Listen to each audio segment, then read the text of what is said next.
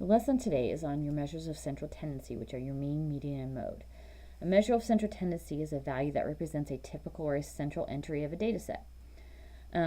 Mean is another word for average. You're going to add up your data values and divide by how many you have. Median, list your data values in order, and then the median would be the middle data value. Okay. Two things to note. If a data set has an odd number of values, the median is just going to be the single middle number. If a data set has an even number of values, the median is going to be the average of the two middle numbers. Now, mode is the data entry that occurs with the greatest frequency, the one that repeats most often. If you don't have a value that repeats, there is no mode. And if two entries repeat with the same frequency, then it's called bimodal. That means you have two modes. So if you look at this first problem, it says the following is a list of ACT scores of 12 seniors. Find the mean and the median of the data set. Okay? Well, a symbol that's used a lot of times for mean is X with a line over it. That normally stands for mean. And so what we would do is we would add up these data values, which I've already done, and it comes to 294. And since there are 12 of them, I would divide by 12. And that gives me a mean of 24.5. To find your median, we need to list these data values in order, and I've already done so. Sorry, forgot one, so I had to rewrite. Okay. I think the easiest way to do this is to just cover up and work your way to the center.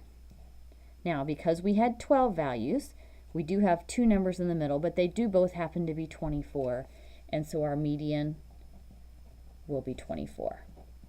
But again, had the two middle numbers been different, you would have averaged those two middle numbers. We look at the next example. Okay. It says an outlier is a data entry that is far removed from the other entries in the data.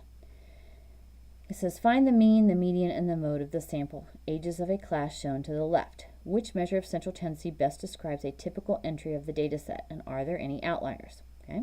Well, if we look at this first, to answer the question, first let's find the mean, the median, and the mode. Okay. Well, the mean, I did not add this one up. We'll do this really fast. 20.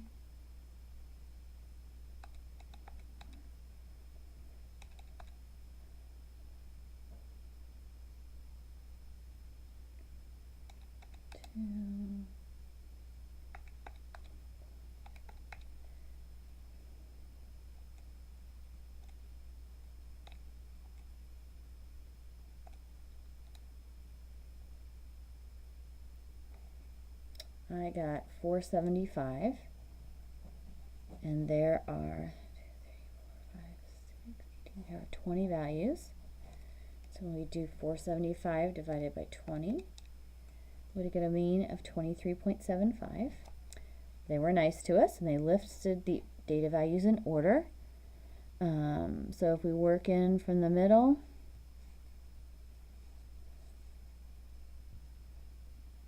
you end up with 21 and 22 in the middle, which will be average those, means our median is going to be right down the middle of those, which is 21.5. Okay. For your mode, if you look through, 20 is the number that shows up most often. Okay.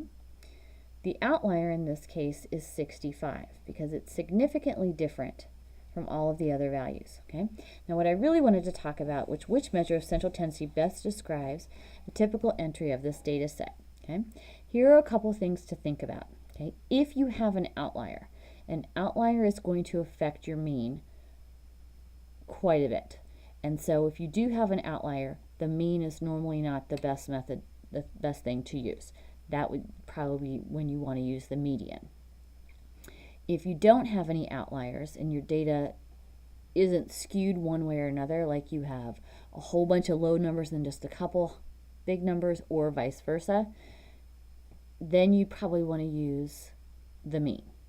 Mode is normally chosen as the best indicator if you're working with what we call nominal data, data that's not numbers, like responses to a surveys, like yes, maybe, no, when you're counting the number of responses, or picking your favorite restaurant. If you're surveying that, looking at how many people picked Chick-fil-A, how many picked Taco Bell.